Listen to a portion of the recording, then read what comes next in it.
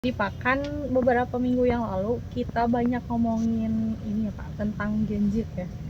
Nah, terus kita ngambil sejumlah data internasional, terus data nasional juga itu udah kita dapatin ya Pak. Nah, karena ini tuh penting ya buat catatan kita, makanya kita rekam nih untuk dokumentasi lewat siaran ini nih Pak. Nah, saya pengen penjelasan ulang dari Bapak mengenai data-data kesuraman di Gen Z Indonesia nih Pak. Apa kesuraman? Iya, mengapa itu terjadi gitu? Bukankah di satu sisi kita juga mendengar bahwa Indonesia emas pada masa antara 15 hingga 20 tahun mendatang. Oh gitu, kesuramannya. Kalau Iya, kira-kira yang kamu rasakan apa sekarang suramnya? Kamu kan Gen Z, yang dimaksud Gen Z kan lahiran tahun berapa? 2000 ya? Gen Z 2000 ke sini. 97 ke 2000. Oh 97 ya, pokoknya itulah. Kamu lahir tahun 2000 2003 Pak. 2003 ya itu.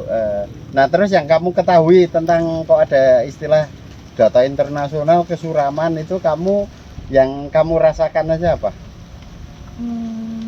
Pemalas. Kok kesuraman kok pemalas? Enggak, misal itu masalah tenaga kerja, Iya. peluang kerja. Tapi begini, Gen Z ini menarik dikaji karena kalau menurut saya sih setiap generasi itu ada plus minusnya. Iya. Situasinya berbeda-beda. Nah, kemudian Gen Z itu sering dipersoalkan karena kebanyakan yang mempersoalkan itu generasi atasnya yang dia punya sudut pandang sebelumnya, terus melihat sesuatu yang baru yang mengikuti, kemudian dia memakai sudut pandang milenial. Salah satunya adalah itu yang tadi bilang lemah malas ya. Iya, Pak. Lemah, malas, lembek gitu kan, klaim-klaim itu gitu. Nah, begini, kalau menurut saya soal klaim Gen Z punya kelemahan itu oke, tapi harus didudukkan bahwa itu juga ada kelemahan pada setiap generasi. Yang kedua, masalah angkatan kerja. Nah, kalau saya memakai analisanya berdasarkan bukan kategori gen-gen kayak gitu itu, tapi yang saya tahu generasi lahiran 90 akhir sampai 2010 yang sekarang kebanyakan mahasiswa ini memang ada potensi kesulitan ekonomi di masa mendatang, disebabkan oleh dua hal. Satu, oleh yang disebut mentalitas. Ya bisa dibilang lemah, itu ada sisi itu. Kenapa lemah? Karena lahir dari sesuatu yang lebih makmur, 2 kali lipat kemakmuran dari generasi saya sebelum milenial, dan 1 kali lipat kemakmurannya di atas gen milenial, generasi milenial. Nah, kurang lebih itu. Nah, kemakmurannya itu salah satunya memang ekonomi. Terus keluarga itu seangkatan kamu itu sudah lahir sedikit di keluarga itu, tidak seperti seangkatan saya yang masih ada 8, 9 atau ya 6 anak, itu masih biasa. Terus generasi selanjutnya sisanya rata-rata 4 anak. Nah, gen yang kamu itu biasanya 2. Iya, ya ada 3, ada yang 3, tapi bahkan 1. Nah, dikhawatirkan generasi kamu ini karena punya kelemahan dalam hal kerja, karena kemanjaan situasi dari keluarga, termasuk akses teknologi, terus relasi dengan orang tua yang tidak sama dengan generasi sebelumnya. Kalau generasi saya masih sangat tradisional banget, kedekatan emosional dengan orang tua, saudara, kekerabatan itu sangat tinggi. Ekonomi bukan satu-satunya harus diburu, tapi dimensi sosialnya itu harus kuat. Nah, itu ya generasi selanjutnya ini mulai pudar perburuan ekonomi karena rasionalitas kerja, dia harus berpindah tempat, mencari tempat pekerjaan di luar tanah, pertanian. Nah, apalagi generasi kamu ini mengalami semakin apa yang disebut ekonomi sulit. Itu ada faktanya. Salah satu fakta yang kemarin saya amati adalah dari setiap angkatan itu mahalnya tanah, mahalnya rumah, sementara tidak diimbangi oleh kemakmuran dari nanti hasil keringat kamu kerja. Jadi kamu memang dapat kemakmuran dari orang tua, tapi nanti saat kerja itu akan sedikit sulit makmur. Kenapa? Karena upah tenaga kerja minim, kebutuhan meningkat, harga-harga sudah melambung sangat tinggi. Kalau generasi saya beli tanah saja dengan pendapatan waktu itu begini-begini, nyicil 4 tahun ya, tapi karena wirausaha ya. Jadi kalau dihitung rasio umum lah, jangan kasus saya itu diburu selama 7 tahun atau 8 tahun itu dapat tanah. Nah, ya 15 tahun itu tanah dan rumah bisa rata-rata. Tapi bukan kasus saya, kasus saya lebih cepat karena memang wirausaha, bukan pekerja yang bergaji gitulah. Itu kan beda. Kalau saya kan kadang-kadang sedikit nggak dapat uang beberapa bulan bahkan, tapi ada kalanya juga memang melambung gitu. Jadi naik turun ya, Pak? Ya naik turun. Nah, kalau generasi kamu nanti diasosiasikan, dikaitkan dengan pekerjaan-pekerjaan yang formal, itu memang akan suram. Karena apa ya, itu antara pendapatan dengan pengeluaran itu nanti sangat tinggi, sehingga ada kerawanan susah dalam berumah tangga. Makanya ada muncul sekarang data-data tentang orang yang menunda pernikahan karena laki-lakinya juga setengah mapan, sementara perempuannya pengen hubungannya itu tradisional gitu loh, mengharapkan laki-laki yang dapat sumber finansial secara optimal. Nah, memang tidak semua begitu, banyak juga perempuan yang tidak mau dikaitkan ekonominya itu dengan pasangannya, tetap mandiri sendiri gitu kan. Perkawinan ya bukan karena asas dasar ikut ekonomi ya, tetap masing-masing berdiri, itu masih banyak. Cuman secara umum lah, laki-laki kita kan bicara keumuman, ini jangan digeneralisasi lah semuanya. Ini yang generasi kamu-kamu ya memang harus waspada soal ini, karena untuk nabung, untuk dapat pekerjaan yang kuat, sementara ada faktor-faktor kemanjaan, ya itu yang harus diberantas itu nanti. Makanya kamu berkegiatan di Odesa, salah satunya kita tekankan untuk cakap dalam banyak hal. Nah, itu supaya kamu nanti bisa skillnya terasah dan bisa berwirausaha juga. Kalaupun kerja di perusahaan ya nggak apa-apa, perusahaan itu tidak menerima orang-orang manja, orang-orang yang skillnya terbatas.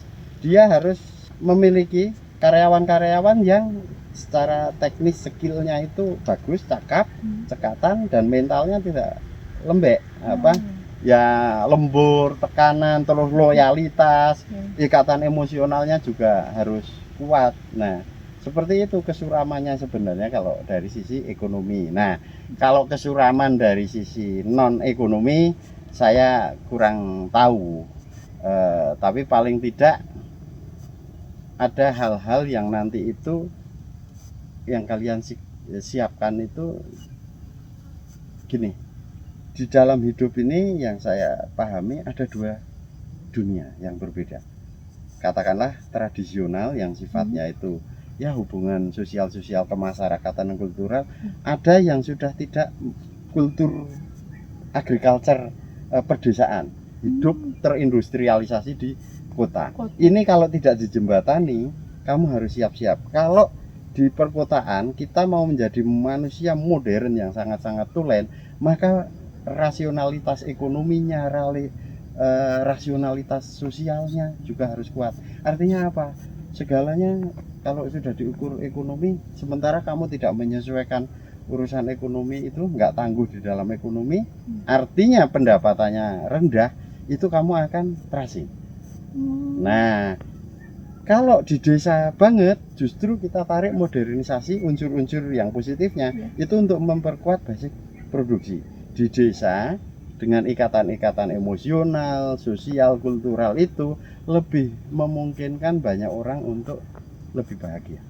Walaupun pendapatan ekonominya rendah. Di kota, kalau rendah pendapatan akan susah bahagia.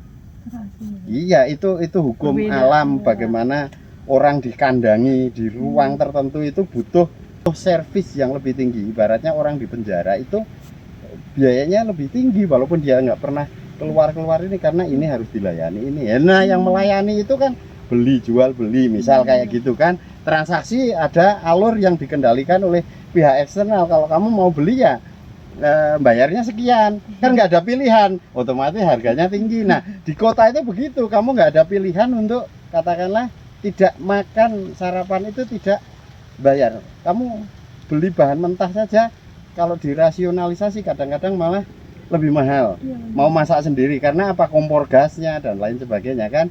Tapi kalau di desa masih ada peluang-peluang untuk penghematan ekonomi. Dan itu saya pernah punya data penghematan kota Bandung dengan yang di desa aja ini jaraknya cuma berapa ya, 6 km gitu ya. Rasio ekonomi per hari itu penghematannya bisa 25.000 per orang. tinggi. Yo tinggi.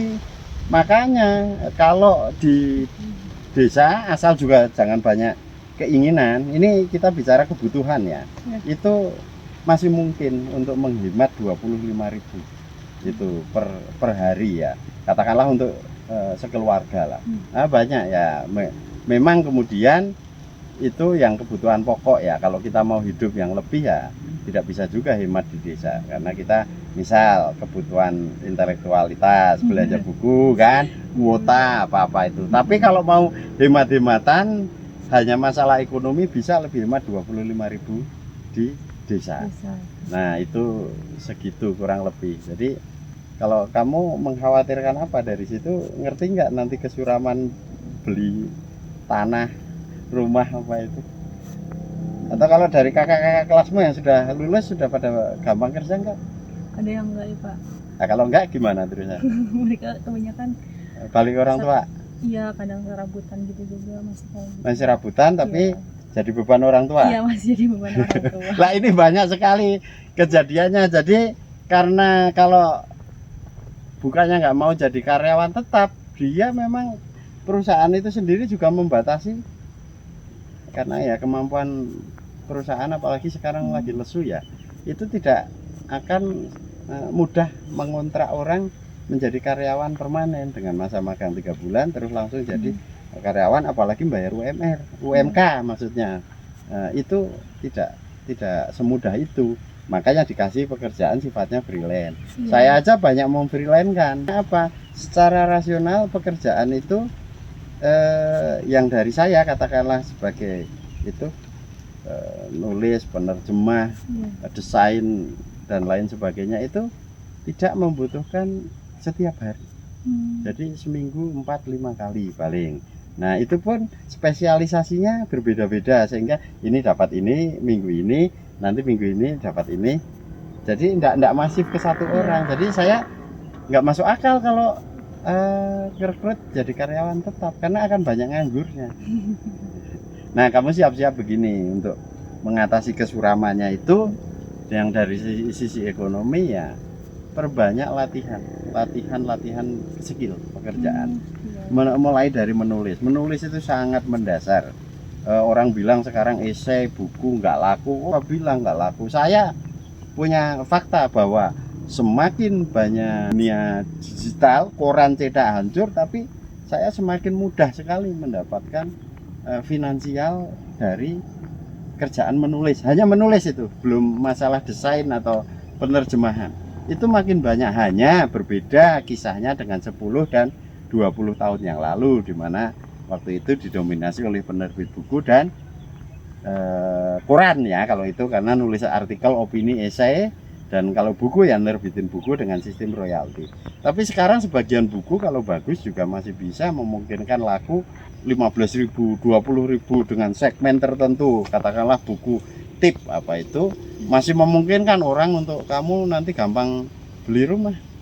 Ya saya bayar tanah, bayar rumah juga pakai royalti. Bisa. So, kalau dapat pendapatan yang bulanan yang kecil-kecil ya untuk kebutuhan sehari-hari, tapi kan harus ada yang diinvestasikan. Karena itu kalau pinter nulis, bikin konten kreator apa-apa itu masih peluang untuk makmur masih ada. Karena ini yang repot, katakanlah kalau pekerjaan dapat UMR terus hidupnya cukup kebutuhan dasarnya maksudnya, ya itu nanti akan membuat kalian terbatas. Kamu tidak punya kesempatan membantu orang miskin dengan waktu dan finansialmu. Kamu nggak akan punya waktu banyak untuk belajar lagi karena waktu sudah seminggu sudah habis di pekerjaan kan.